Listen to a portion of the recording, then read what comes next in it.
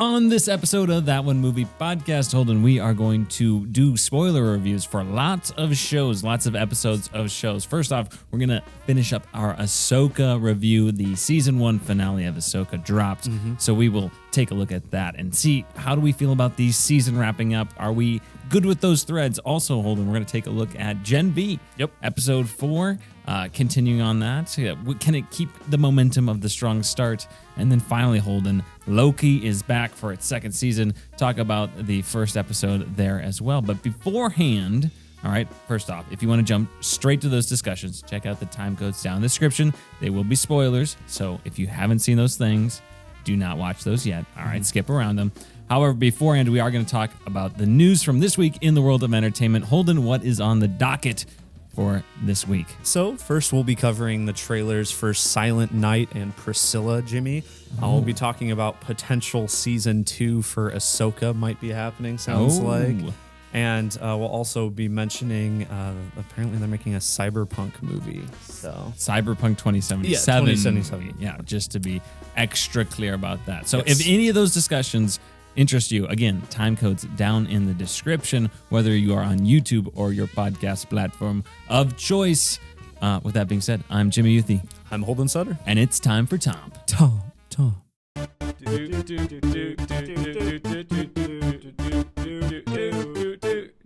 That One Movie Podcast. TOMP. Jimmy, before we talk our TV shows, let's do the TOMs.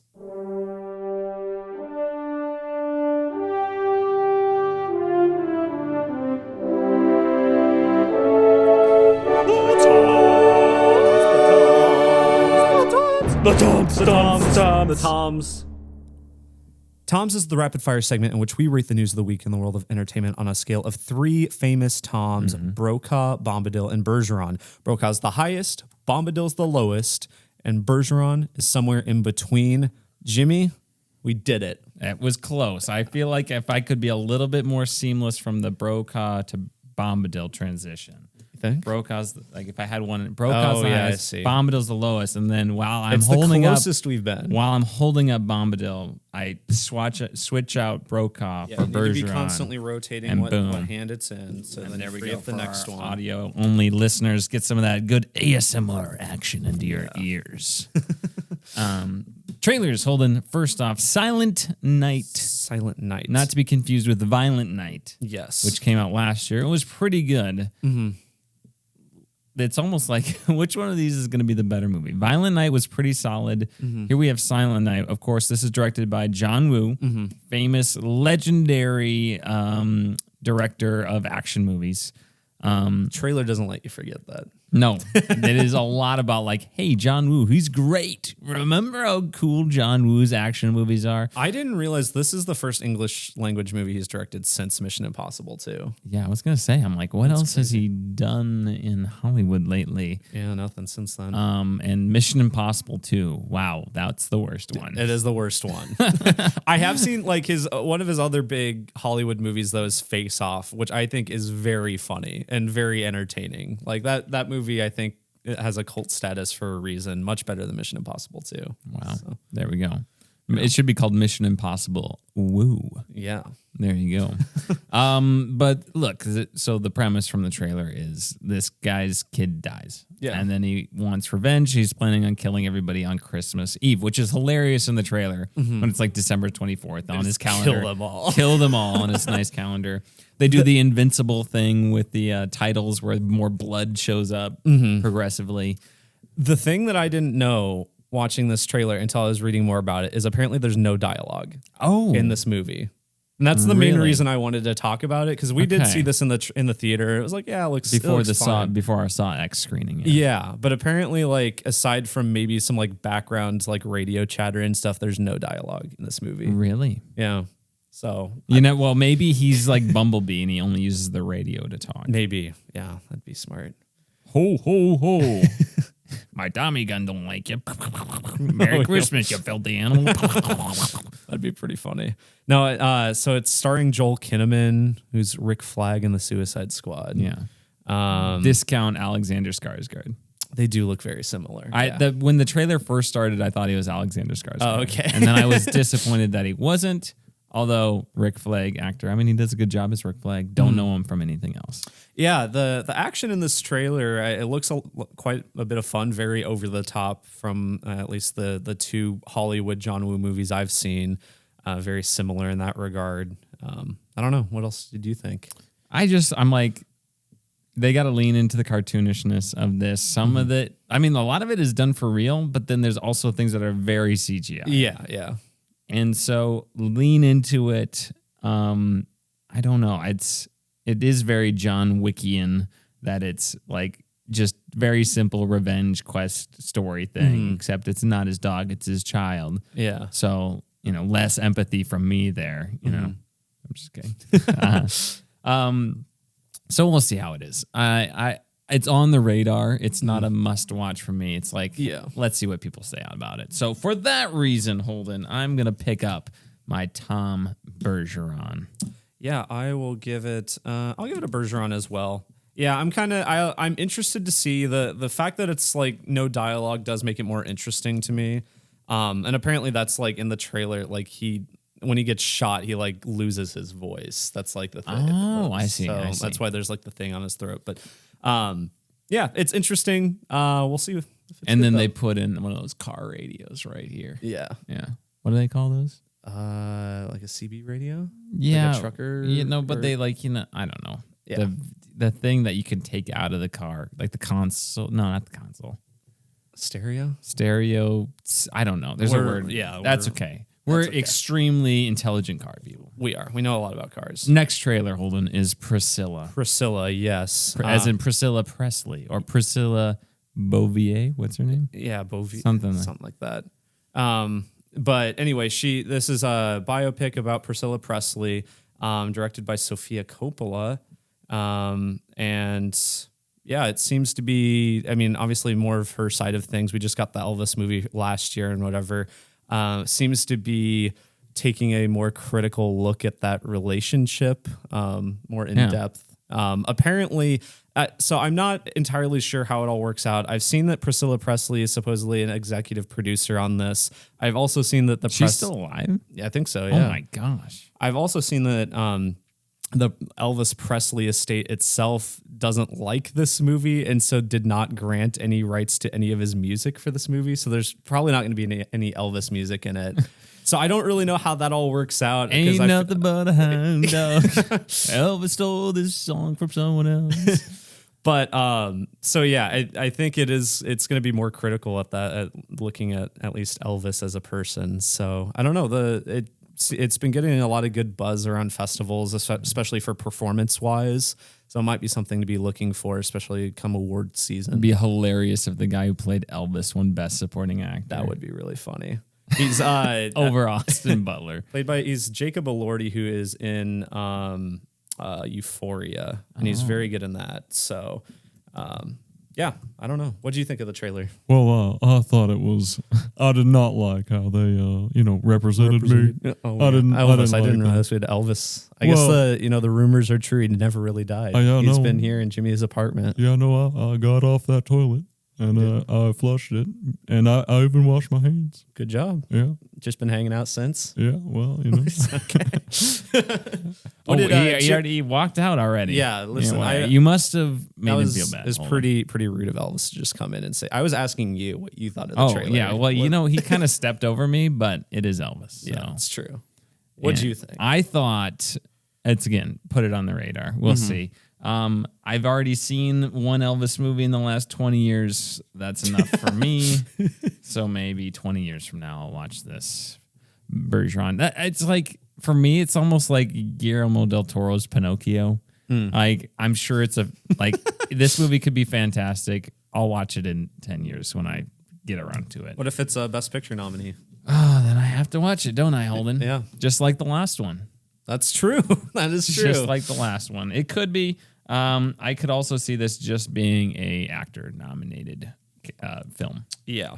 I'll give it a Brokaw because I think it looks pretty good. Good director and cast attached. I'm very interested in the concept of this kind of more critical look at these people. And yeah, so I'll probably watch it at some point. Yeah. All right. Sweet. Holden, Ahsoka season 2. What's going on here? Yeah, so according to Deadline, Ahsoka Season 2 may actually be coming before the Heir to the Empire movie.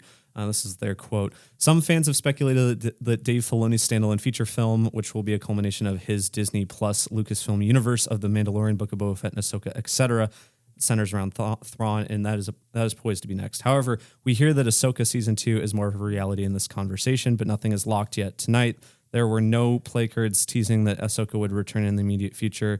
Naturally, the ending WGA strike and the ongoing actor strike has put off the production for some time. Wow. Okay. So there's an Heir to the Empire movie, and they make Ahsoka season 2. Yeah. Then it's filler. Yeah. Right? Like, it's like, okay, we are not going to conclude these storylines. This is filler. I don't see what they could possibly do with this storyline that wouldn't just be what they're going to do in this movie. Like, well, okay, with how this series ends, I guess, or season rather. I almost would have rather have just seen them just combine Ahsoka and the Mandalorian. If they're gonna combine them anyway, like Ahsoka season 1 should have just been Mandalorian season 3, in my opinion. Like, Moff Gideon maybe gets involved with Thrawn some way. Like, I'm just like, if you're gonna combine these stories anyway, get rid of all the stuff I don't care about in Ahsoka. Get rid of all the stuff I don't care about the Mandalorian. Actually, like, build to this story. Just make a show that's like, instead of like these little filler storylines leading up to just the inevitable Thrawn. Just have a season of a show that's just called Dave Filoni show, and then Filoni sandwich. Filoni sandwich. You know, put in the Mandalorian stuff, Ahsoka stuff. I'm not sure that would work personally for me because I feel like that would be way too many characters. But I do agree. Well, that's what I'm saying. Like, those are your characters, and you don't bring back Sabine and Ezra. But okay, again, that's fair. Yeah, if we did that, here's this: you could just call this Rebels 2.0, and then Mando season 4 is Thrawn coming back and all. I mean, whatever, it's fine. I don't hate Ahsoka. We'll talk about the finale. It's just like, if they're gonna make a second season of it, and they're gonna make a Thrawn movie, it's like, what justifies making it other than, like, I guess they're gonna develop Sabine and Ahsoka and Ezra more, but I don't know. I don't really. It either seems like it's going to be all filler or it's going to be really boring, or both. Like, don't get me wrong, I'd love it. I'd love to be able to fall in love more with Sabine and Ezra and everything. But if it's just a show where it's just them training and stuff, like preparing for Thrawn, it's like, I don't. If you're gonna be okay, if you're gonna have like quote unquote plot filler, because like you can justify plot filler if you have really meaningful character development, and I think you could look at, like, I love Better Call Saul. Like, is Better Call Saul this like perfect build up from beginning to conclusion? It's like, no, there are storylines in the middle that have nothing to do with how it ends, other than like developing those characters. Yeah. So you could do a thing like that where you are really developing those relationships, but it needs to be very good, and the little B plot that you make up has to be very entertaining. Yeah. And if it's not, then it's just boring and dull, and it's comes across as pointless. Yes. Yeah. No, I totally agree. Seems like making it for the sake of making it, rather than, hey, we have these ideas to push these characters and really understand them to their core. And I mean, with that being said, I just don't, having not seen Rebels, I just don't really care about these characters still. Yeah. Yeah. That's where I'm at too. I don't know. Great if you like Ahsoka. Yeah. Yeah. I would rather them just get to the movie, have them finish up what they're doing, and then have everyone go their separate ways. That's what I want. Yeah, well, Holden, you are a hater. You hate Star Wars. I'm going to go Bergeron. I'm skeptical that this is a good... I mean, look, actually, really understand the characters. Holden's a hater. He's going Bombadil over there. Make it compelling. Don't make it so boring. And how about... just make it a little bit more exciting to watch, in my opinion. And if you're going to do a slower character-based study thing, make it more compelling than what we've gotten, in my opinion. But that is someone who has not seen Rebels, so maybe that's just limited viewpoint on that. If you love Ahsoka, awesome. Jealous. Yeah, I'm just a Bombadil because I'm a hater. So Yeah, Holden's a hater. All right. Guillermo del Toro Frankenstein update. Holden. yeah, so this Frankenstein movie, which we've talked about a few times before, Christoph Waltz has joined the cast. Hans Landa, Yes, the dentist from Django, yes, and other things. and other things. He's very good. But he's joining the already announced Oscar Isaac, Mia Goth, and Andrew Garfield for quite the stacked cast, I would say. And it's apparently going to be filming in February. This is exciting. I'm getting more interested in this movie, especially with this cast. So I Brokaw shall for go me. Brokaw as well. Holden, that's a bingo. Why is that a bingo? That's what Hans Landa says. Oh, I've only seen that movie once. You've so. only seen that movie once. I'm pretty Holden? sure I've told you. I'm pretty sure I told you that like 2 We're gonna weeks have to ago. You had the rewatch same reaction. What? Holden only seeing Inglourious Bastards once is a bombadil. I'll give it a Bombadil too. I There haven't you gotten go. around to it. That was a movie that I just absolutely fell in love with the second time I watched it. Okay. I haven't loved seen the it first in time. like 5 years at least, so we should watch it. Holden and Emily's never seen it, other than the perfect. first scene that I think she's seen like 3 times because it's my Okay. favorite scene from any movie ever. Have you Nice. seen the opening scene of Inglourious Bastards? What I've watched it. Oh yeah, duh. You've seen it once. What? Holden, What are you going on about, Jimmy? Holden. Hey, future self, cut that on the edit. Make Holden look like an idiot. Oh, yeah. Holden, I can't believe you said that. You, I just you exclaimed imbecile. that out of nowhere. Yeah, I've Holden, seen you. the movie, Jimmy. I know, Holden. I was listening to you and comprehending what you were saying and being intelligent throughout that entire conversation. Holden, you have not played Cyberpunk 2077. No. I have not played Cyberpunk 2077. Apparently, good now. Yeah, I've honestly been interested in trying it out since that new DLC came out because apparently it's really good and fixes a lot about the game. And it's called Phantom Liberty, which Yeah. is very cool sounding. And there was like this whole thing, and this is off topic from what our actual topic is, but there was this whole thing when the DLC came out where like the trailers, Idris Elba's like catchphrase was "the game is fixed." And so people were taking that as like double meaning for like literally in the story, whatever he's saying, and also just the game being fixed now. I thought that was funny. Anyway, Cyberpunk 2077, there's apparently a movie in development. CD Projekt Red, the developer of the game, has teamed up with global media company Anonymous Content to bring the game to live action. It's apparently going to feature a new story set within the world of the game, so it's not going to be based off of like the game's storyline, but in that same world. Isn't the story of that game kind of the thing holding it back? But I don't know. I really don't. know. I don't know. I felt like it was just like the bugs and stuff. Yeah. I feel like people really like at least the world and stuff. Like Yeah. there's a lot of cool characters and whatnot. The world Keanu seems kind of Reeves. cool. I'm going Bergeron. Keep it on the radar. Is it? Yeah. Did you say it was animated live action? Live action. Live action. That's cool. I mean, Yeah. I like cyberpunk aesthetic. I mean, Blade Runner is one of the coolest looking movies ever. Yeah, I agree. Both of them. And so, yeah, I mean, cool. Bergeron. Bergeron for me as well. Jimmy, apparently a Spider-Man movie I didn't even know was happening is no longer happening. Oh, man. Silver Sable, based on the Spider-Man character of the same name. Lindsay Anderson Beer, a writer that was formerly attached to the project, says that she had to leave it due to delays and it's not moving forward as far as she's aware. Are you disappointed about this, Jimmy? No, I'm not. I am not disappointed. Remember when she shows up in Spider-Man, Marvel's, the Yeah. PS4 one? She's in the DLC too. Yeah. I don't really care. Brokaw that it's not happening. We didn't even know it was happening, Holden. Yeah, I thought it was just funny that was something we weren't even aware of. I know you're craving a Silver Sable movie. My favorite Marvel character, Silver Sable. I'm very disappointed. And then this last piece of Best for last, Holden. Best for last was just this little funny thing I saw when I was looking up the news. So apparently there was originally a scene in Saw X. It was deleted before they were filming, so we're not going to get it on like a Blu-ray or Okay, so anything. like cut from the script. Cut from the script, I should Okay. say. Yeah. But apparently It was going to include a flashback to around Saw 6, where John has put someone in a piranha trap. Which, if you didn't listen to our Saw retrospectives, first of all, go back and listen to them. They're great. They're incredible. They're very literally maybe my favorite episodes we've ever done. They're very Saw good. 1 through 4 retrospective, Saw 5 through Jigsaw retrospective, and then our Saw X We just review. do not shut up for 2 hours. We love them. We love them. Check them out. I cannot recommend them enough.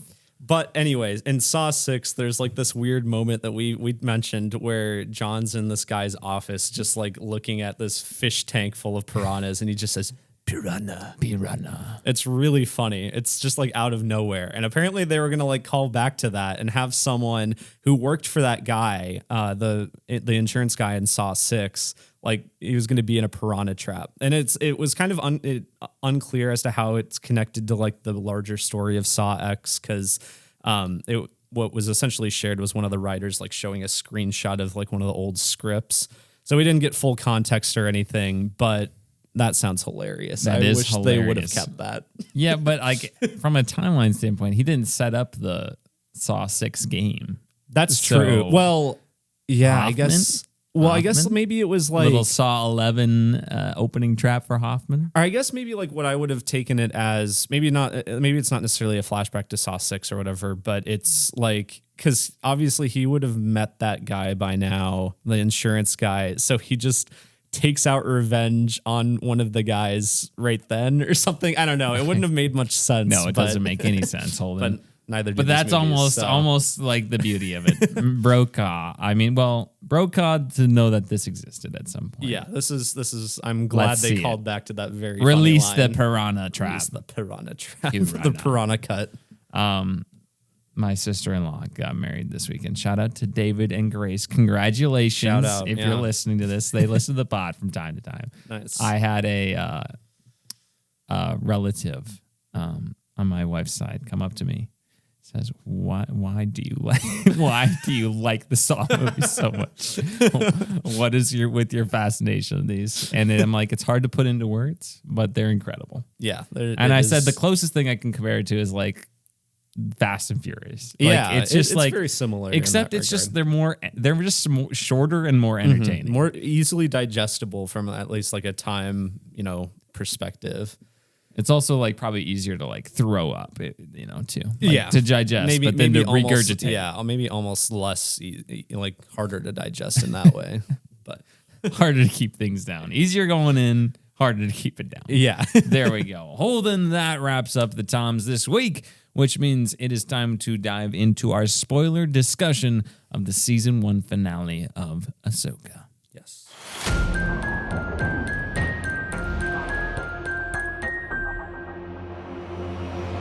All right, Ahsoka season 1 finale titled. The Lion, the Witch, and the Wardrobe. Is it actually called that? No, it is something like it's that. Something isn't it? the Witch and the Warlord. The Jedi, the Witch, and the Warlord. Yeah. Very, very clever. Yeah. Very funny. Put that in your Filoni sandwich, Holden. All right. I guess what do we start with? What do we this? start with? You got notes. I've got so we notes. can- I've also got it pulled up here on Disney Plus to scrub through. Oh, okay. Gee whiz, if Disney Plus loads for me. They got, well, first off, what is this? Ezra back? No, this is the first episode. What is happening? Disney Plus. What are you doing to me? I'm like, Ezra doesn't come back yet. That's not this episode. Well, the first note I have is bad CGI fire sword. So that did look pretty bad. well, it looks better as it goes on. It looks better as it goes on. When it first comes, it's like, it's pretty silly looking. So that's how this starts. Morgan Elsbeth is promoted by the Dathomir girls, The Night Sisters. the Sisters of Fate from Greek mythology, essentially. Yeah. And they're like, you know what?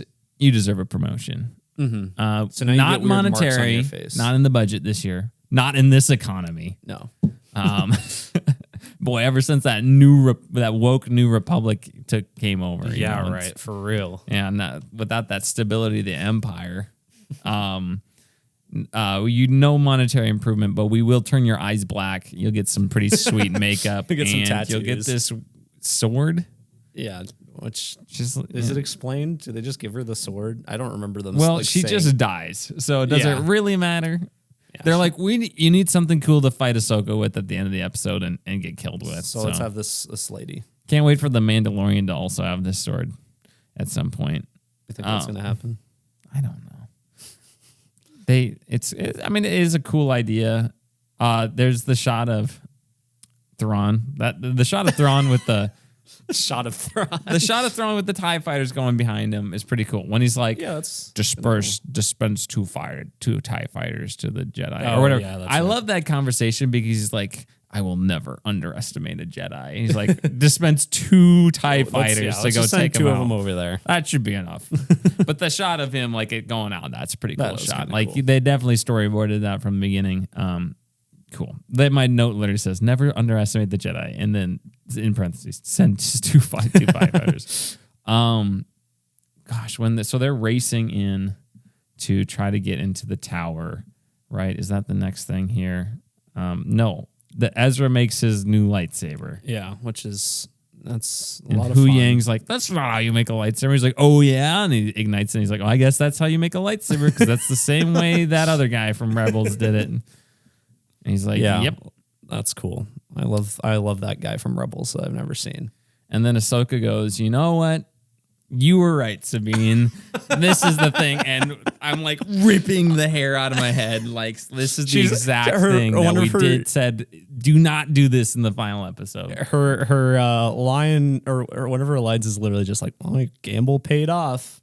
Like, why are you okay with this? I'm like, first off, outcome yet to be determined. Yeah. Like, Thrawn needs to be 6 feet under or just pulverized and I would before argue you can make that call. Absolutely not paid off. Or not, it did not pay off. No. Yeah, that is just like calling the game before it has ended. Mm-hmm. Just like, you know what? We scored a touchdown on the first possession.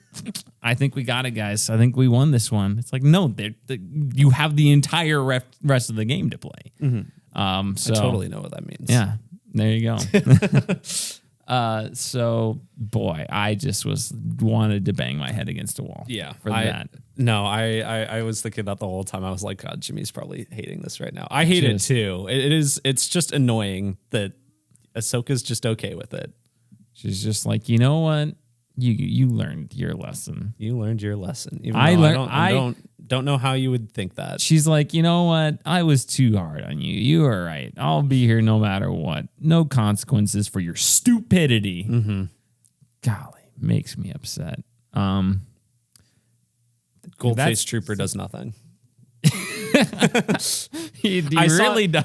That's a good point. A tweet. I don't have it in front of me, so I can't credit it. But it was something like Enoch joins the distinguished ranks of the likes of like Captain Phasma and other cool looking troopers that do nothing. I mean, Captain Phasma at least does something. Yeah, it does a little fight. But I mean, I'm sure Enoch will do something at some point. But yeah, so I don't know. Also, like, why exactly are they not leaving yet? I don't know. Whatever. So they come, and for some, I don't know. The Force is why they're not just obliterated by the Star Destroyer laser ion cannons, whatever you want to call them. Yeah, because just there's no way. There's no way. Like the Force, great. I guess that's why they made it. Plot convenience. the Force. CGI explosions look bad. I They agree. just don't. I noticed They're that too. not. That's not how fire looks. Like if those were like to look realistic, every time it would hit, the screen would just be like blown out. Mm-hmm. And it's weird because the explosions are like blown out, but the rest of the image is not. Yeah. And they went for like this desaturated like Rogue One look, and I guess maybe you could check it off to like or write it off as a stylistic choice. Mm-hmm. But like, it would just be so much more immersive if it looked real. There's no sense of danger. Yeah. Because it's like, well, clearly this is all just CGI and they're going to make it. Mm-hmm. So there we go. I mean, look, I'm coming off very harsh on this, and we are going to come off very harsh on this. This is fine. Like, it's fine. If you liked it, it's like, I could see people enjoying this, liking this. I just think that I wish we just had more mature Star Wars that it wasn't like you had to turn your brain off to enjoy it. Yeah. And it's hard to, I mean, we keep mentioning it, but it's hard to just get over how little I care about any of these characters, anything that's happening. Everything is so just based off of people prior carrying these characters, which is why we've talked about like Balin's Skull being like favorites and whatnot, because they actually have to write good things for those characters because they're new. They don't have to rely on nostalgia and prior knowledge. Speaking of, not in this episode. Not in this at all. I didn't realize also that what's the actor's name? It's something Stevenson or something. Ray Stevenson. Ray Stevenson. He's the main guy in Rome. I was like, this guy looks so familiar. I watched like the first 4 episodes of Rome. Should go back and watch it. But I was like, that's what he's from. He's in the Punisher movie that's really bad but very funny. It's just such a shame because he absolutely killed it in this role, and we will not get to see him conclude it. I know. It makes me think they're going to recast it, right? They have to. They have to do it. Yeah. I mean, like, you can't just leave that character. Like, you literally built up this entire thing. Yeah. And no. Which is strange, but yeah, I mean, it's a shame that Ray Stevenson won't be able to finish it, but he was great this season. Yeah. Or even in this last episode where he just stands on a rock. Yeah. So I hope that whoever they get next will be able to bring at least, 80% of the presence that Ray Stevenson had. Yeah, yeah. Just a shame. So they have these fights with the stormtroopers. Look, cool. Zombie stormtroopers. Great. Why don't they just dismember them? Yeah, there's no dismembering. Like, that would be so easy. Ahsoka's been playing Jedi Fallen Order or Survivor, whatever, and there's just and then they just all come back up because I don't know. It's okay to kill someone, but don't cut their arm off. Yeah, I guess the Jedi's never done that before. But like even if there's that weird like content thing where it's like, oh, we don't want our heroes to be dismembering, like they're zombies. Remember when that Obi-Wan just chopped that guy's arm off? That's true. Yeah. But Mace Windu cut a guy's head off. Mm-hmm. Yeah, I don't know. It's so weird to me. It's like just clearly a plot hole in this episode that there's no dismembering. That would be an easy way to at least slow these zombie troopers down, cut off their legs or whatever, cut off their arms. But there's none of that. It's so stupid. I like the idea of the zombie troopers, but I mean, come on. Yeah, they're not realistically a threat. Not also, without again. There's just no sense of danger whatsoever, and then they just shut a bunch of doors. Yeah, they do. They just shut a bunch of doors.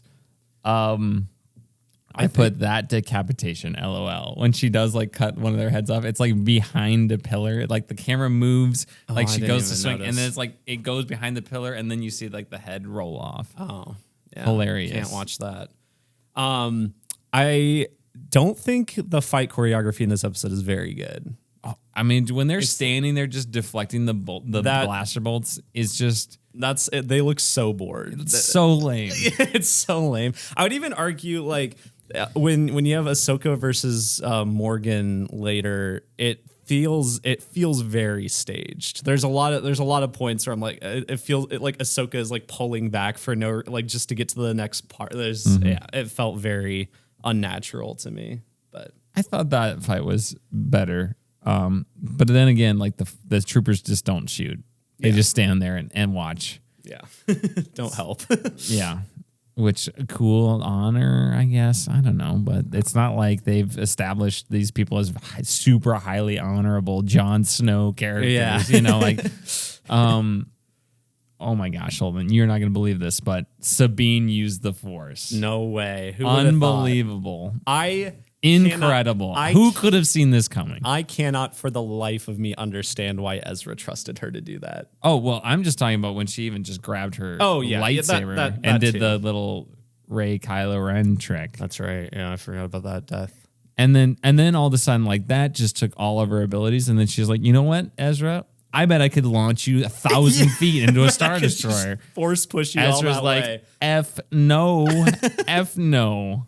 No, thank you. I would rather be stranded on this desolate planet than plunge 10,000 feet off this tower. I don't blame him. My goodness. That was so dumb. Yeah, I don't understand. Like, Sabine did not have a natural like arc, at least in regards to her power or anything in this show. It didn't make any sense. She's been bad pretty much this entire show. And like, why should she be any better? Yeah, there's no there was the line earlier in the episode where Ahsoka's like, "Have you been keeping up with your training?" And she's like, "Oh, I've been trying." I'm like, "When?" I'm like, that's what I was. When have you had time? When have you been doing that? When she was in that one room on the Eye of Sion, or whatever they called it. Yeah, the Eye of Sion. I think that is the name. Look, again, we're pulling this apart. It's fine. It's fine. I honestly think it's fine. If you like Rebels, I hope you like it. But boy, I do not think it holds up if you have not seen Rebels. Absolutely not. I do not think this show stands on its own. No. Despite what they tried to But if tell you enjoy it, I'm jealous. I do not go out looking to pull things apart. It's just where we're at. I do. I came in wanting to Well, hate yeah, this show. Holden's I'm a hater. he's a little sadistic little booger. No, I did want to like the show because It was literally like my third most anticipated show of the year, was it something like really? that. Yeah, if I pull it up, I was looking forward to this. I really like the character of Ahsoka a lot, and going back to those final 4 episodes of Clone Wars or whatever, she's great in that those episodes are great, and I just am like, oh my gosh, this does not live up to those things, in my opinion. I'm not sure if I'm going to find. Okay, most anticipated 2023. Let's see. I've got TV shows.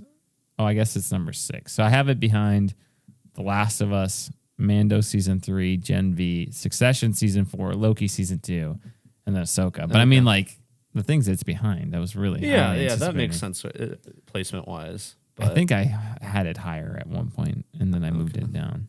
But that was probably after, like, post Obi-Wan being a disappointment. You're like, oh, okay, let's move this down. But yeah, it's a bummer because I think Ahsoka's a really fascinating character.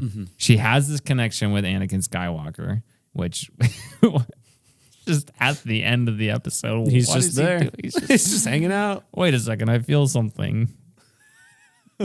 Oh yeah, that's my my master who just committed mass genocide of people. That's just his presence. He's just hanging out. Don't get me. He doesn't do anything. Like literally, Sabine does the exact same thing that Anakin Skywalker did. And Ahsoka's like, right. great idea, Sabine. Yeah, that's so good. Maybe that's why she was so powerful. Holden. She went to, used dark side powers there. But they do kind of set her up as like Hu Yang or whatever. It's like, oh, she's dangerous or something. Yeah, I don't know. We'll see if that goes anywhere. Probably not, if I'm being honest. It's like dark side Rey. They get left on the planet. Well, Morgan Elsbeth just dies. Morgan Elsbeth She's dies. just there to just die. Yep. In a fight on top of that tower. Okay. Ezra. Okay, Yeah, Ezra. I agree with okay, this. I have a note here. Okay, I'll explain. So we have the scene where Ezra lands, and then it's Hera. Great character. Great character. Not Did completely so much. worthless and just Did so stupid. much for this series. Hera's like, oh my gosh, there's a stormtrooper landing on our ship. I have here, take off the stormtrooper outfit before you land. Yeah. There's a at solid least the chance. helmet. Yeah. There's He walks literally 20 yards off the ship. there's a non-zero chance that if he walks out off there with the stormtrooper outfit, he's just going to get shot. Yeah. Why? Literally the first episode of the season, these 2 Jedi came and killed everybody. Yeah, you don't that's think right. they would be on edge? Gee whiz, that was TSA security check thing. You don't even have to take the whole thing off. Just take the helmet off. just beep, beep, beep. Hello, this is Ezra coming in. I'm landing on your ship. I'm alive again. Yeah, instead of just somehow getting and landing without any clearance. The first episode, they're like, who are you? What's your clearance? Oh, we're 2 Jedi. And they're like, okay, sounds legit. Yeah, that's true. They literally it contradicts what was earlier in the season. Again, it's fine. You just have to turn your brain off. It'd be nice if you didn't have to turn your brain off to enjoy this. It's a good kids show, I guess. Whatever. That's too bad. I'm glad that Balin and Shin did nothing. Now they really Shin's just with the bandits now. Yeah. Balin's hanging out. He's looking for the Kingdom of the Crystal Skull. It's been a while since I've seen it, but the statues that he's standing on are characters from Clone Wars. They are? Yeah, cool. They're the gods of Mortis, which if I could be completely wrong if I'm saying this, but I'm pretty sure they're gods on this like random planet that Anakin, I think, crashes on it in like a set of episodes. And they're like gods that control like the different aspects of the Force. So there's a son and a daughter, the son being dark side, daughter being light side, and then the father's kind of both. And there's this whole weird conflict. It honestly is a pretty good set of episodes for the show, but I don't really understand the significance of those statues being that, I guess. I don't know. I thought he was going to the mines of Moria. Oh, yeah. Got those, mountains, yeah. From Lord of the Rings, Fellowship of the Ring. Yeah, that's whatever. Cool. Would have been great to see that this season. Yeah, would have been something. Good thing we got that whole side arc with Hera being in trouble. Yeah, that was sure interesting. that sure went somewhere. I'm C-3PO. I was literally right. Like there was the only payoff was C-3PO and Leia name drop. That was all that was accomplished with that side plot. Yeah, but hold on. If Hera wasn't in the show, then you wouldn't have been able to see Jason. Oh, yeah, the best character, Jason. Yeah, good old Jason and Morgan. Chopper. Chopper pretty funny. Yeah, don't Chopper's say anything about my guy, Chopper's a cute little droid, but there's not much more beyond that. You want to go, bro? You want to go, bro? I want to go, bro? Chopper could mess you up, Holden. Taking Chopper in the 1v1. But honestly, kind of going back to what we were talking about earlier, I would argue that everyone is just in a worse position because of Sabine's decision. Literally the only Ezra. Except Ezra escapes. That's the only good thing. But it's like could have gotten shot though. Yeah, that's true. You lose Ahsoka and Sabine. You gain Ezra, but also Thrawn's back. Like I don't know. It seems pretty not great. Yeah. That's not a good deal. No deal, Howie. No deal. They Thrawn. They end up at Dathomir. Yeah, cool. I know that. I was in the game I played. Yeah, remember this? I remember all those witches. Yeah, I have Ahsoka's fine with Sabine's decision. Vomit emoji. Anakin is there. Cool. So funny. Here I have again faster, more energy, which is what George Lucas said on the set of A New Hope, the original Star Wars. Because my goodness, once again, the direction of this episode is just so boring. It is just uninspired. And Rick what's his name? Famuyiwa. He's directed some good episodes of Mandalorian. I don't like this. He was one of the many directors originally attached to The Flash way back in 2016. Wow. But I stand by that. I think the penultimate episode 7 is the best directed. Not necessarily the best episode, but just the best directed and paced. This one again is slow and just it's not boring. It's just like there's no intensity. Yeah, it's lacking intensity. See, I kind of found it boring personally. There is a lot going on, but like you can predict where everything is going to end up pretty easily, and it doesn't even have the Balin skull that we keep going back to as a positive in other episodes. We don't have that little moment of him saying something. He looks off profound. a cliff. Yeah, he looks off a cliff. Doesn't even have a line in this episode. Yeah. It's just, and not that this would be something incredibly difficult to direct as well. There's a lot of things going on. There's a lot of, just CGI set piece action sequences, a lot of geography to contend with, and storylines you're bouncing between. So filming in the volume seems like a nightmare. At least, maybe even from like an actor perspective, like it seems very difficult. Well, you would think that it would be more streamlined.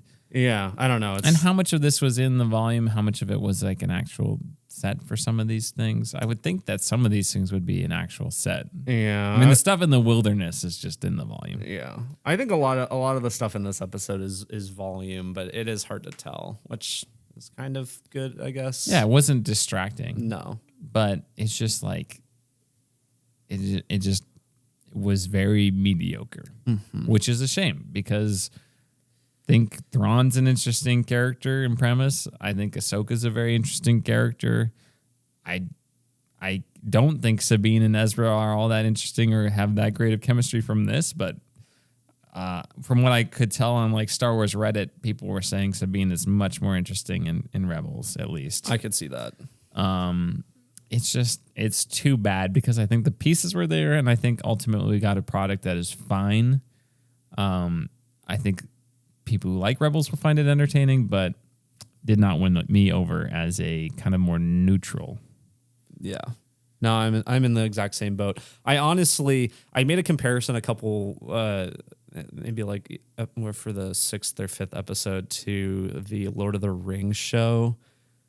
Rings of Power. I probably like that show more, if I'm being honest. Which really, I don't know. I mean, they're close. They're very yeah. I think it's a great Mm-hmm. comparison because you have certain episodes that are like better and more entertaining, but a lot of it is just like not super well directed, and some characters work really well. Like in the Lord of the Rings show, you have Elrond and the one dwarf guy who I'm forgetting his name. I remember that character. And that whole storyline is great. And then in this, you have Balin and Shin, and that stuff is really interesting. Ahsoka's a great character, really good performance by Rosario Dawson.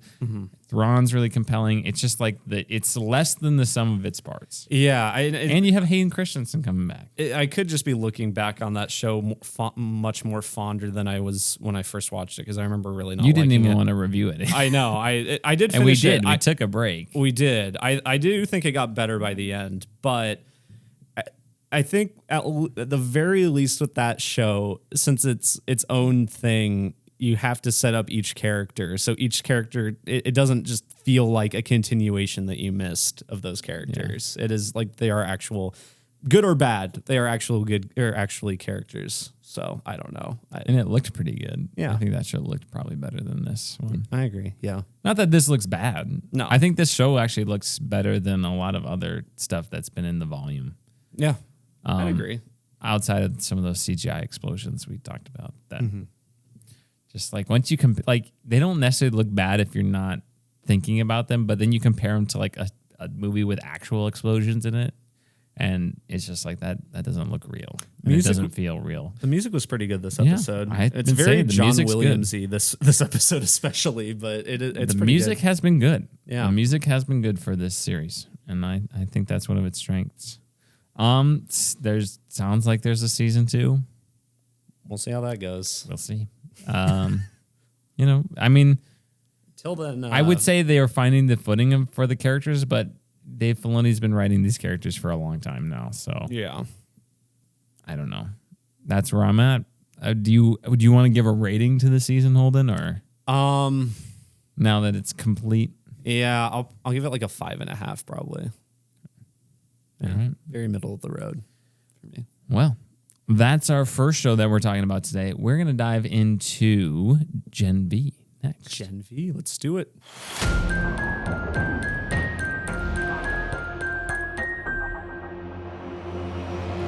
All right. Gen V, episode 4, called The Whole Truth. The Whole Truth. Great title. That's good. That's a good double entendre as well. This episode was really good, I thought. Holden, this show has been solid. It has solid been. so far. I'm not sure. This might be my favorite episode so far. A lot happens. Yeah. Which is always good. There's not a lot of downtime in this episode, but there's also a lot of character building too, which is also good. Let's see. You got the show up. Where does it start? Well, we kind of kick it off with their meeting out in the cornfields or whatever. But a lot of this episode's about Sam and Emma. So Sam is Luke's brother who escapes from the woods, and then Emma, who is Marie's roommate. Yeah. The little cricket. I was like, little Kermit. That's not it.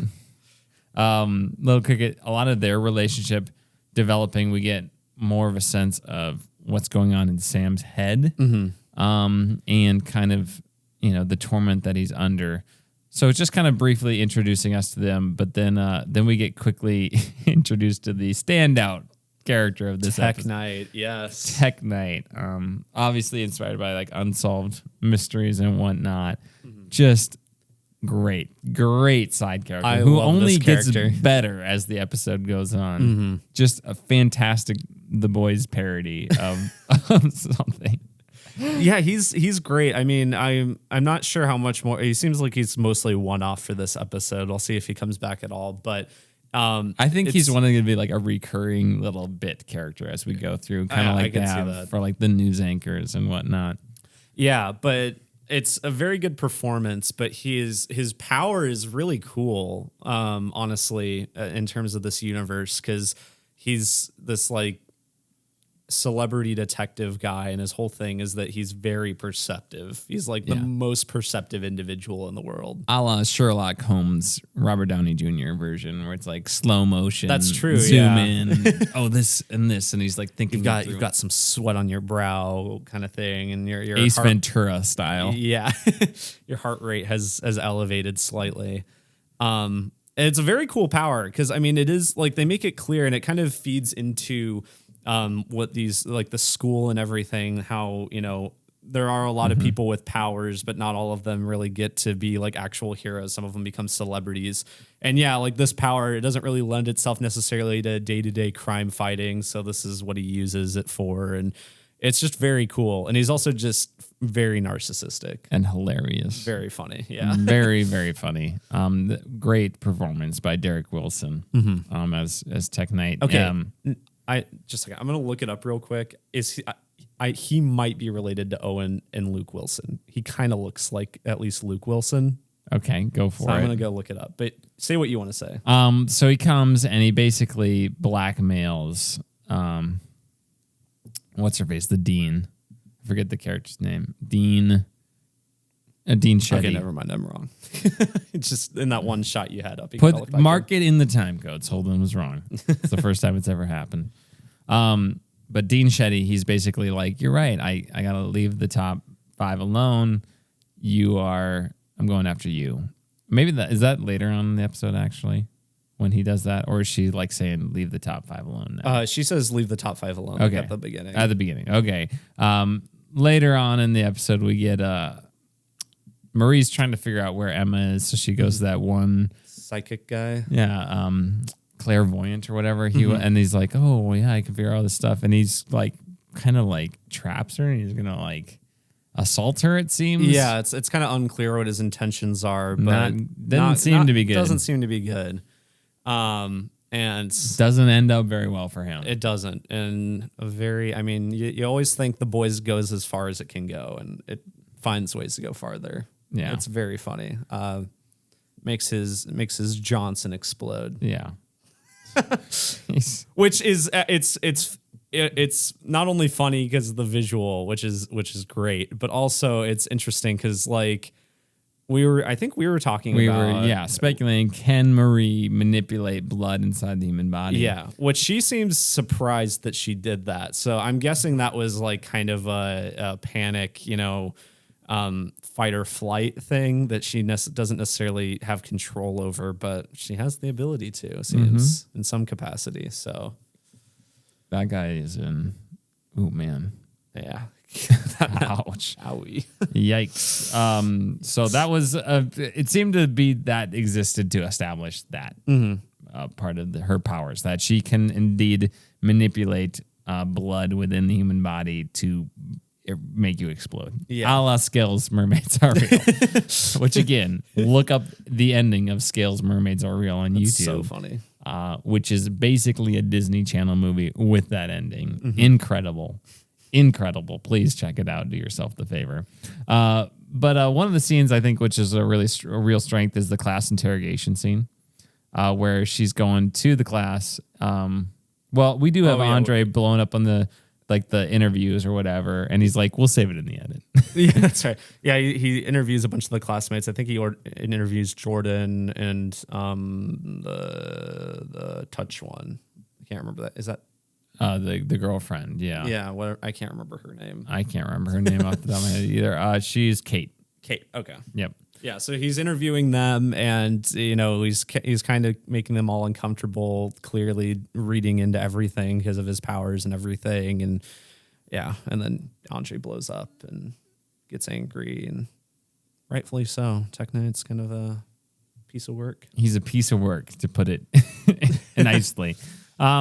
But yeah, then we get the scene we get a little bit more development with Emma and Sam. Kind of get like the voices in his head. I think we're going to get some puppet shenanigans pretty soon. I'm excited for that. He seems to be yelling at TV's Jason Ritter. Yeah. Which I thought was very funny. Yeah. But yeah, the puppets. Based on the trailer, there seemed to be some fun puppet stuff. Yeah, it's clearly, I don't know, it's probably ties into his power. I mean, almost certainly ties into his powers, but some sort of schizophrenia thing or similar type of mental illness. But it seems like that might manifest in some sort of power too. So we'll see how that goes. Or we might just like see this action sequence through his perception. Yeah, true. Either way, very much looking forward to that. Now I do want to talk about the standout scene where Marie comes into her crime fighting class. This is what I wanted to talk about in the scene. I mentioned to you beforehand that there was a part that like I was like, what is this? Why did they linger on this shot? But there's a part when Tech Knight first walks into this classroom and he's holding this like tape dispenser, and he's like going around the hole in the center of it. He's like playing with it. Oh, I saw him I thought he had something. I thought he did something with a donut earlier on, but maybe that's what I saw, and I thought the same thing. Like, what's going on with this? Yeah, maybe there was a donut thing too.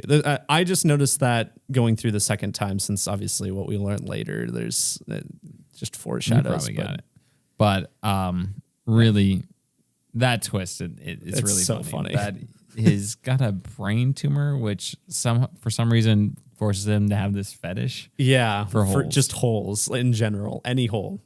Any hole, literally any hole. Like, very funny there's montage. Montage at the end. It's very good. And okay, is his show called The Whole Truth? It's called The Whole Truth, okay. Which is he gets distracted at the end. This is The Whole Truth.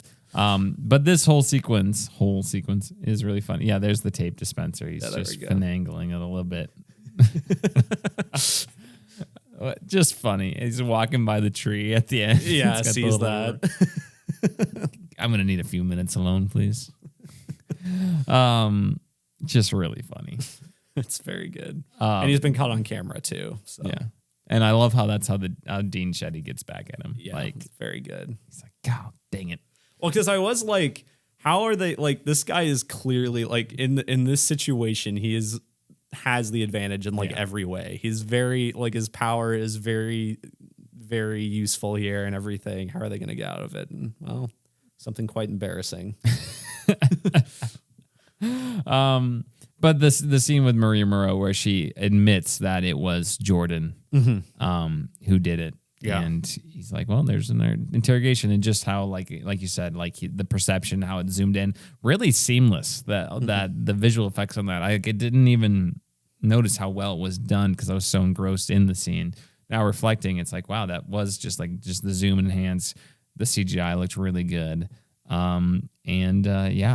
It reminded me very much of those Sherlock Holmes movies with Robert Downey Jr. It's a good comparison. I didn't think of that. But yeah, no, I love a good interrogation scene. The pupils dilating and the heartbeat raising and whatnot. It definitely felt like, how is Marie gonna squiggle her way out of this one? Yeah, she can't just placate everyone in the room like she's been doing on these television interviews. I thought that scene was very strong. You can definitely see Dean Shetty also just like sweating bullets. It's like, oh my gosh, I put all my eggs in this one basket, and what am I gonna do? Mm-hmm. So really, Dean Shetty, even though her intentions seem to be very nefarious, they align with Marie's here that she's kind of got her back for nefarious reasons, but she kind of bails her out by finding out about about Tech Knight's whole obsession. The whole truth. Which again, that montage was very, very funny. I guess we forgot to mention the Tech Knight's like motivation is he just wants to frame the university. It like wants to frame someone at the university to like essentially for better ratings. He's like, this gets, if we have a conclusion for this, it gets better ratings. People really like it. It makes Vought happy. So I'm just gonna pin it on someone. Yeah, and basically Dean Shetty's like, don't do the top 5, and he's like, fine, then I'll get you. Yeah. But she also Dean Shetty has the stake in Marie Moreau. So making her look bad is not something that Dean Shetty wants to happen. Yeah. Jordan and Marie have a thing. They do. That was kind of like a lot of like tension. Yeah. And then there's the release of tension, but then all of a sudden Emma comes back. Yeah. To break that up. So I was like, oh wow. I thought it was interesting that Jordan turned into a guy for those scenes. Mm-hmm. For that first scene anyway. I wonder if they'll explore that more. Yeah. The sexuality and everything. Yeah. Interesting. But I think they've got good chemistry. I honestly wasn't really expecting it. I don't know why I wasn't, but it's like an enemies to lovers. I was situation. honestly maybe I was just expecting enemies to friends on if anything, but yeah, maybe it still is. Maybe it is. Yeah. Maybe it's complicated. Don't need to put right labels on it. It's complicated right now. One of the things I was wondering was Emma vomits to get small. Can she eat a lot to get really big? And that question is answered because Sam goes after that one doctor, and they get to the house, and Sam is just wasting people. Just totally takes out Andre. Jordan puts up a fight because Jordan should be number one. Yeah. But then Emma's the one who just stuffs spaghetti into her face to become really big. And I think the effect, it's a wonky, but it works. Yeah. She just silly, grabs him, just holds him down. That whole fight is honestly pretty good. It's very fun. Everyone gets to use their powers. We clearly see that Sam is just way stronger in a lot of different ways. But yeah, culminating with Emma growing big, hilarious, very good. Yeah, and it makes sense. So now she's just Ant-Man. Okay, so yeah, we have all that, and then this episode just ends. It just hard cuts very abruptly. So I got to even go back to remember exactly what happens. It's like here. a mid line or it's something. Like so Marie says, let me put up the captions here as I'm repeating this because she's. Hey, okay, sorry. So Emma's speaking now, and then they're consoling Sam. She says, like, we're gonna make this right, I promise. And then she's like, and then she just wakes up next to Jordan, right? Yeah. And then, like, what the heck just happened? And then it all of a sudden cuts to Tech Knight. Having fun with the hand dryer, right? Yeah. And then the episode ends, and it's like, what the heck just happened? I was so confused, and I'm wondering if it has something to. I mean, so they do have like that hard cut earlier in the episode where it's the clairvoyant guy. Oh, so is it tied to that somehow? And she's kind of like, what's going on here? I have no idea. That could be, connected. Yeah, maybe the clairvoyant guy is being used or by the school or something or Vought or whatever. I don't know. It's interesting though. It certainly sets up a very interesting next episode. I kind of like that it ends so abruptly. It's just like out of nowhere. Yeah, it's like if the next episode was up, it's like you got to watch it now. Yeah, you have no like what just happened. Like I can't stop right there. I need to know. Like I need to have some closure. I need to have like a trailer. I don't know Did they have a trailer for the next They episode? did, yeah. I didn't watch it. I did watch it, and it seems like it's going to focus a lot on them figuring out what happened. Okay. But because, I try not to watch the previews for the next one, just because I like to go in completely blind. Mm-hmm. But fun episode. This show has been very entertaining. It's got the immaturity and maturity and just absurd violence all thrown into one. Likes up with the boys.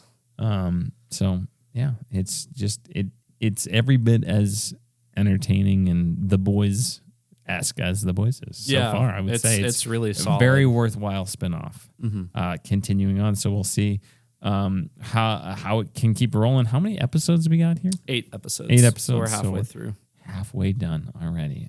Gen V got nothing bad to say about it so far. Mm-hmm.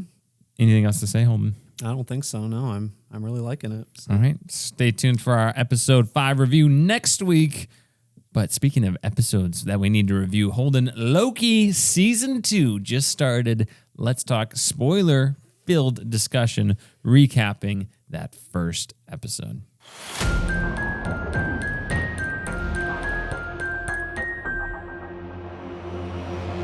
All right. First episode of Loki Season 2 premiered on Disney Plus. Apparently big hit for the streamer. It's like the second most watched premiere, at least in terms of like how fast it's viewed or whatever. Okay. So behind Mandalorian Season 3, I think. Right.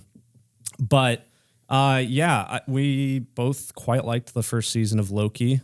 I rewatched it, and I'll probably talk about the rewatch some as we talk about this episode, but I really liked it the second time too. Nice. So what'd you think of this first episode, Jimmy? Yeah, I think this is a solid return to the world of Loki. Mm-hmm. It just reminds me of that this is the fun, original content that's unique enough to stand to warrant existing in a world where we see a lot of formulaic stuff coming out of the superhero genre. This is different. Very It's different, original. It's fun.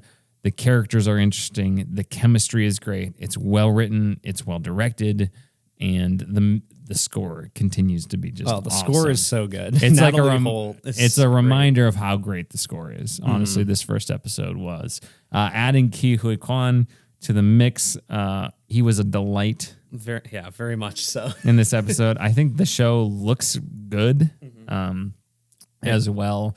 I think Loki seems to be a lot of physical sets. At least that's what it looks like to me. It could still be a mix of the volume and everything, but everything feels very real in it. It's got such a unique art direction to it, or just a cool art direction anyway. That I thought this was a lot of fun to return to this. I just was reminded of how great the chemistry is between Loki and Mobius, not Morbius. Mobius. They're great. Lots of great lines. Oh, Owen Wilson's so good throughout in this. The part where they are arguing and they cut over to the like random lady in the elevator. Oh, yeah. Like, what do you think? Just standing there. That was a really good visual gag. I was watching this on the elliptical, so I couldn't take notes while I was watching it. But Sure. Yeah, no, I just thought there was a lot of fun stuff to be had here. I liked the scene where you are kind of intercutting between the time of when they first meet Ouroboros. Ouroboros, yeah. Yeah. I'm on season 1, episode 1 here. There we go. Ouroboros, Obi. Also the name of the episode, apparently. Yep. Ouroboros. And how that's kind of going through time and like, oh yeah, no wait, I actually do have this thing now that you mention it, as he's like remembering. That scene is so good. That's my favorite. That's the best scene of the episode. It's one of my favorite scenes of the whole series. It's just hilarious. Ke Huy Quan is so good. It's edited very well. It's very seamless. Very, very witty too. I think like just the dialogue and everyone's performance there. It's so funny. What I will say, and I don't know, this isn't necessarily a bad thing. I think it's just it's very clearly a different creative team after just watching the first Loki season. And it is. It's the first season was all directed, I think, by one person, and I can't remember what her name was. And it was also, I think, all written by a different person. Michael Waldron did the writing for it. I think he wrote Multiverse of Madness too. But yeah, and then now it's different writer, different director. It does feel different, but I don't think it's like worse so far. It's just like, it was a bit jarring coming from that, really enjoying it, coming in here. And I thought like the beginning of the episode was like paced a little bit weirdly, especially compared to the other episodes. I was like, this does feel a bit different, but I don't think it's necessarily worse or anything. It is just, it's not as consistent, I think, going from season 1 to season 2. Interesting. So, yeah. I thought there was a lot of funny moments in this. I liked Mobius and Loki talking about how painful it looks like whenever Loki phases in another time. It's really good. Yeah, it doesn't look that bad. No, it does. Like, it looks terrible. But I think Owen Wilson is just great in this role. I think he just knocks it out of the park. And Tom Hiddleston's great too. He's always great been too. great in this role. And things that could be cringy or not funny are not. They land really well because of the chemistry that those two have on screen. Yeah. So good on them. Brings a lot of enjoyment for me to this, and I just thought the plot was interesting too. Here we have there's again lots of mystery. There's a lot of new things set up in this episode. Where is Sylvie? What Sylvie? happened? Loki seems to be like, we probably shouldn't have killed him. We should preserve the sacred timeline. That's what he's kind of saying, or he's trying to stop and think through it when Sylvie wants to kill the He Who Remains. So he seems kind of definitively on the side of, we effed it up. Yeah, we need to go back and fix this. He's like terrified of He Who Remains and the King variants and everything. He seems to be very shaken by that. He's like, he spends most of the episode just like warning everyone about it. Like, this guy, we do not want to mess. Like, he's all knowing. Like, he's very dangerous. We do not want to mess with him. And yeah, no one really seems to quite believe him just because it's like, I don't know. You're a Loki, but yeah. But yeah, no, a lot of fun stuff. Again, it kind of culminates in that kind of sequence where Loki, in order to kind of quit phasing in and out of time, he's got to prune himself in the other time period, it seems like. And they have to like that one thing where it's like I forget what it was called. The huge some machine. I don't know if they temporal aura extractor and the temporal loom. The temporal loom, that's I think is what it was. And because the idea with that is that it's supposed to take all of this time, all these timelines, and then turn them into the sacred timeline, essentially. But now that that's like fractured, there's a lot more going through it, a lot more being created, and it's not being able to handle it. Yeah. So, which makes sense with the logic in the show. So, but yeah, has to prune himself. He sees Sylvie in the other time, briefly. Well, she's the one who prunes him, right? Is she? She's there. Does she hand him the pruning stick? I thought she just like. I thought it was unclear. It was unclear. Yeah, because she I think comes she out was of the there to elevator. assist him. Okay, she comes out of the elevator, and then he immediately gets pruned. It doesn't show her getting him. I took it as he got pruned from behind, and we didn't see who did it, but it could be that she did it. I can't remember. Oh, yeah. It was unclear where it was coming from because I don't think we even saw. But yeah, it was a nice moment with Mobius being like, I don't want to leave Loki out here. Yeah, I kind of like that guy. He's a nice guy. Wow, he sure is my buddy now. And it was like, this is pretty neat, the TVA. It was like incredibly stressful too. Him wandering out there, and the suit is so slow. It's just like this. He's just like a big tank. He's how am I supposed to get anywhere in this thing? Loki, you can't time phase at the TVA. You can't do that. That's impossible. I keep thinking of the line Ouroboros where he's like, "Oh yeah, I'm reconciling with that." Yeah, I'm trying to reconcile with that. I have a hard time reconciling that. Yeah. Oh, that's so funny. Yet here I am. I just did it. Yeah, I have a hard time reconciling that. Just the matter-of-fact tone. Like the first visitor in 400 years. It's very relatable, too, because it's like Mobius is like, I should know your name. Yeah, that whole conversation calls him OB. And then like Loki goes to the past and calls him OB. And he's like, oh, no one's called me that before. Yeah. Very funny. I like it. I like it. But yeah, you get the whole time crunch, and then he comes back, and everybody saves the day, and that's kind of, you could see that coming. But a nice little moment for the bromance of Mobius and Loki. But yeah, Sylvie, you have that other group. So you have that kind of the TVA war room where had to draw the triangle Holden for your reference. Not talking about this. Not talking about this. Talking about this. Except I'm talking about this. There we go. All right, that was a SpongeBob reference that I was doing with my fingers for Everyone the audio understood listeners. Yeah, the Mrs. Puff, Mr. Krabs dates Mrs. Puff. Look it up. Funny episode. Right. Anywho, Holden, there's some fracture in the TVA. It seems like we have a rebellious faction that's maybe got a little inside information on Kang, maybe a little promotion or kind of power. Maybe brokering a deal under the table with the Kang variants to have more authority within the TVA. Who knows what they're up to, but they're going after Sylvie. They're trying to find Sylvie because she seems to be like a big threat. There was also a small thing earlier in the episode when Loki is in the past. He hears a recording recorded by He Who Remains, and Renslayer, who's the judge from the previous season, was also on it. And it seemed, I didn't quite understand what was going on in the recording. It seemed to maybe be going, from what I understand in the comics, Renslayer is like Kang's love interest. So kind of some of what was being said in that was kind of hinting towards that. So that might be a direction they're going. I'm pretty sure she is coming back, that character. So, we'll see what comes of that. There's the one lady who's at the war room. I'm trying to look up the cast. She's not on here. Is Loki she season 2? Cast. Yeah. Is she Liza Aaron from Game of Thrones? I was thinking that. Who is the Robin Aaron's the little annoying kid in the veil, and she's the mom, and she's got the thing with Littlefinger. I thought it was her. She's using her. It is Kate Dickey. Kate Dickey. She's definitely using her she's also the mom Scottish in the Witch. accent.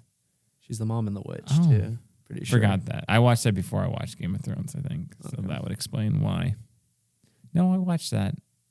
I don't know. Afterwards. She's got a thick Scottish accent in this. Yes.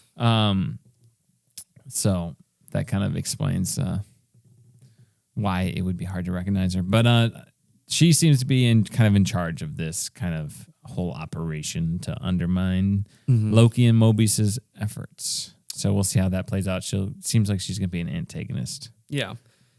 I do like a lot of the fracturing is reflective of even the fracturing we were starting to see at the end of the first season, where there's people that are like, well, even if, the timekeepers aren't real, maybe we should keep doing it because it was, the sacred timeline was being done for a good reason. And then there's the skeptics and all of that. It makes sense that without clear leadership now, it's just kind of all going to heck. Going to heck, yeah. Going to heck. It reminds me of in Lost season 2. There's these the guy that has to punch in these numbers into the computer: 4, 8, 15, 16, 23, 42. If you're a Lost fan, you know these. Okay. All right. And the whole thing is they're supposed to do it. I can't remember how often, but it's very frequent. It's so many times a day.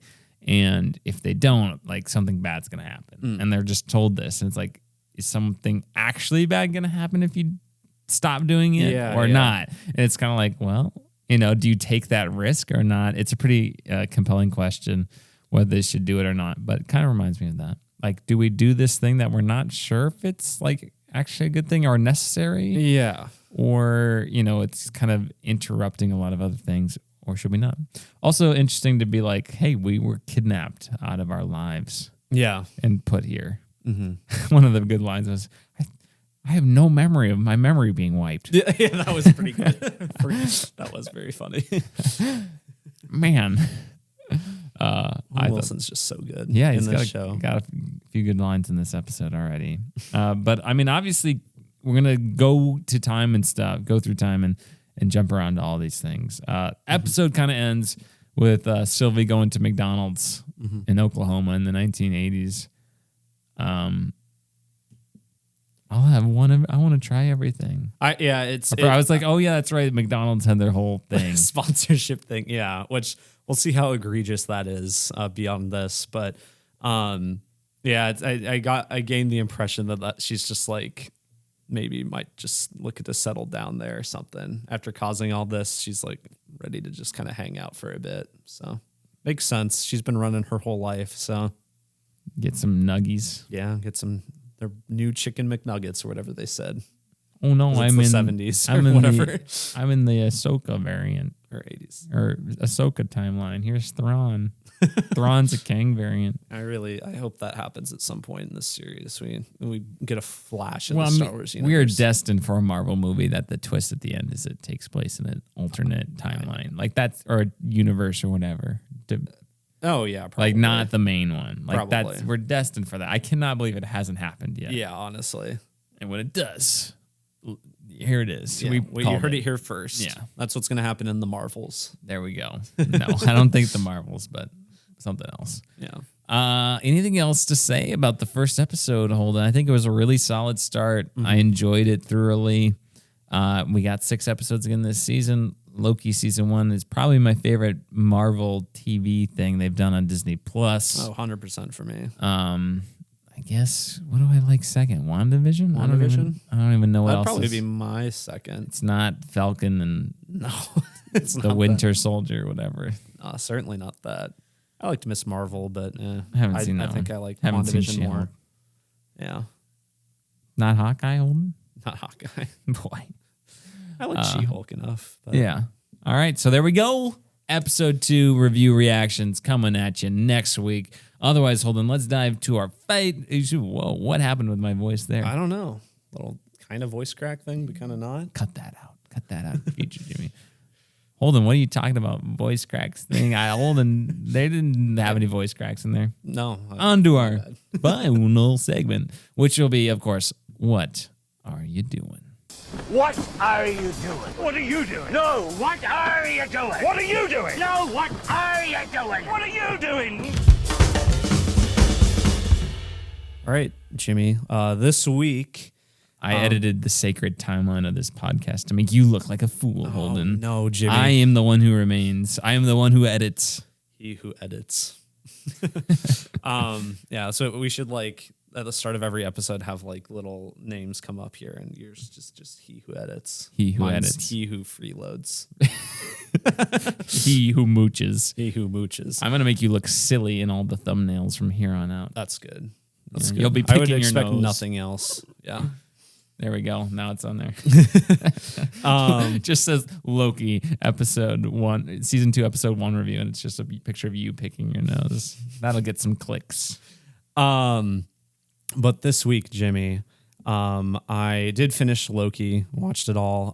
Really liked it the second time, as I mentioned. I was a little before. worried it wouldn't hold up. So Yeah. that's good to hear. There are some things I think I liked more than what I remembered the first time. Maybe some stuff I didn't like quite as much.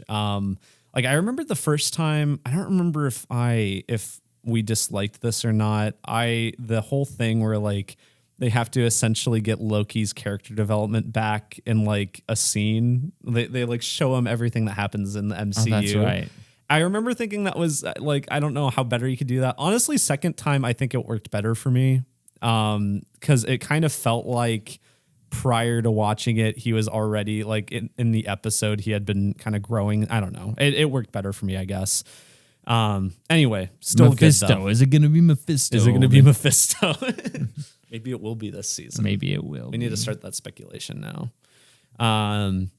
But yeah, I watched that. I've watched several random movies. I watched Monster House this week, Jimmy. I've seen that once. Yeah, 15 years ago. I loved it as a kid. Watched that this week. Kind of holds up in just how funny it is, kind of ironically. I watched Hotel Transylvania. How was that? That's fine. A lot of spooky movies for Yeah, it's Spooktober. Halloween time about, so Yeah. I also I went to shout out to Blake, listener of the podcast. Went to Your cat? Yeah, my cat Blake. Oh, okay. No. I went to the State Theater and watched Sunshine. Oh, that's right. Which was showing for I think early birthday if I recall correctly. It was very good. I remember Sunshine watching it in high school, and I think I appreciated it more than I enjoyed it. Very stacked cast. I kind of forgot who all was in it. Cillian Murphy? Cillian Murphy's like the main one. Chris Evans. That's right. Michelle Yeoh. Oh, I don't remember Michelle Yeoh being in it. The guy who plays Wong is in it. Isn't his name Wong? Oh, Benedict Wong, right? Wong, yeah, right? yeah, okay. Yeah, just a lot of pretty much everyone like on the crew was like someone like pretty famous. So I was like, oh, interesting. Now, who's that? That's Alex Garland wrote that movie. Alex right? Garland wrote Who it. Danny directed? Boyle Danny directed. Boyle. Okay. And it's pretty good. I mean, seeing it on the big screen was very fun because visually it holds up pretty well, I think. I forgot how it is just like a constantly tension-filled movie. That like everything is going wrong at every possible moment. Well, in that movie. there's just like a crazy little side adventure at the a crazy like complete shift in genre like there is towards the end of the movie, right? Where it's like, Yeah. wow, this is a completely different thing than I was just watching. It is. And the shift at the end, there's certain parts about it I may not quite enjoy, which if you've seen the movie, the way they film certain things at the end is kind of annoying. I get what they were going for, but I don't think it really works from like, at least from my perspective, just watching it. But overall, it's a very good movie. So if you I have haven't to seen rewatch it. I've seen it once in high school. yeah. So watch it on a big screen if you can. Jimmy's got a big screen right over here. Yeah, I got a big one there you right go. over there, right over there, over there. right over there. Now the thumbnail will be me punching you. Oh yeah. But yeah, thank you, Blake, for inviting me to that. That was a lot of fun. Meow. Jimmy was invited too, but he couldn't go. I couldn't go. I couldn't make Unfortunately. it. No. But other than that, I have been playing Alan Wake Remastered. Pretty good. I mean, it is literally just the game with a little bit better graphics. I don't know really what I expected because it's called remaster, but I was like, all right, it looks a little better. Yeah. So it's good though. I think I'm remembering, I think the second half is a lot stronger than the first. The first is a lot of wandering through the woods. There's a lot of just woods. And a lot of the environments look very similar in the first half. Gets more interesting in the second half. Still very fun. Very excited for the sequel. So, but other than that, Jimmy, what have you been up to? Not much other than watching the Minnesota Twins hold them, Nice. they won their first playoff game in my fandom. Holden, I wept tears of joy. It was pretty pathetic, honestly. I was overcome with emotion. They won one game. It wasn't even the series yet. They ended up winning the series. Who'd they win against? The Toronto Blue Jays. Toronto Blue Jays. You're not supposed to pronounce the second T. Toronto. No, Toronto. Toronto. Is that Blue really Jays. what you're not supposed to do the second T? Toronto. The heck? Yeah, Toronto Blue I'm from Jays. Nebraska. We say Norfolk. Norfolk is Norfolk. You're from South Dakota. You say Pierre. Yeah, instead of Pierre. South So Dakota. yeah, we're all a little. If you want to dumb. speak We're all a the little stupid. vernacular of the locals, listen to this podcast.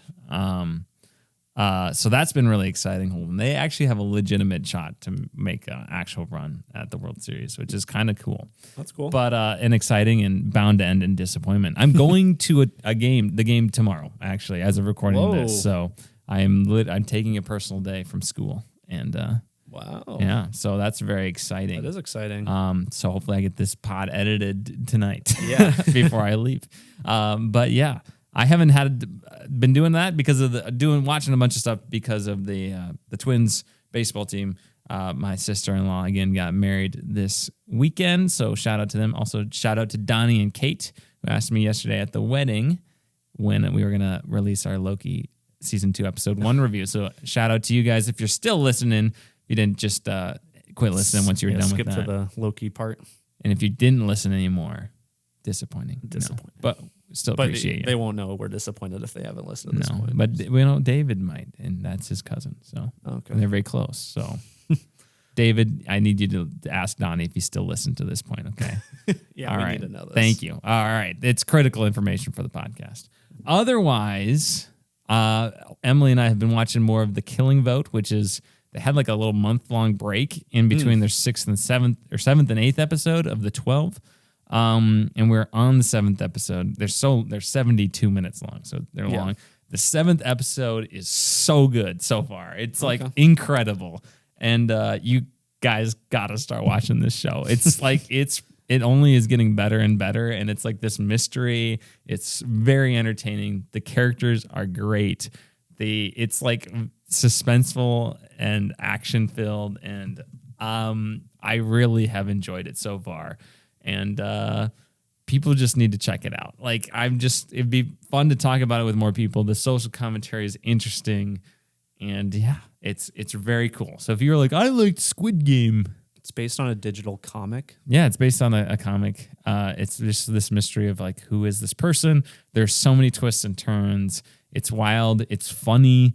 It's intense. The characters, like I said, the two main like characters, Kim Woo-chan, who's like the lead detective of this thing, and Kwon Sak-jo is like this guy named the professor. Both performances are just excellent. And how this unravels is very, very interesting so far, and it's only getting better. And it's like a 12-episode miniseries, and if you want to catch up before it ends, you can still do that by starting now. Holden, you should get on it, man. Why not review a million episodes of TV? Yeah, we'll do everything. Yes, come on, Holden, you can get on.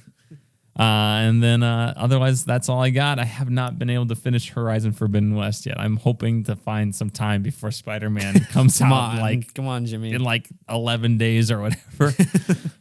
So that's what I've been doing, Holden. Nice. All right. Unfortunately, we did not see The Creator this week. I would still like to see it sometime. I don't know if it's something that we will just straight up review on the podcast. It may show up. So if you've seen it, we might review it sometime soon. We obviously have The Exorcist Believer next week. Is that the one? No, it came out this last week. Oh, it came out this last week, but we were going to push it to next week. Yeah. So I don't know. We'll see what we'll figure out what we want to do. It may be The Exorcist Believer. It may be The Creator. We will definitely be doing Loki season 2, episode 2. Gen V. Season 1, episode 5. That is at least in the cards. So at the very bare minimum, that otherwise Exorcist Believer maybe, The Creator maybe, and there you go. Holden, take us home. Yeah. If you want to leave us a request, you can do so by leaving us a 5-star review on iTunes or email us at tomppodcast@gmail.com or donate to our Patreon. And that is it. Sweet. Until next time. Adios, pantalones. Love you.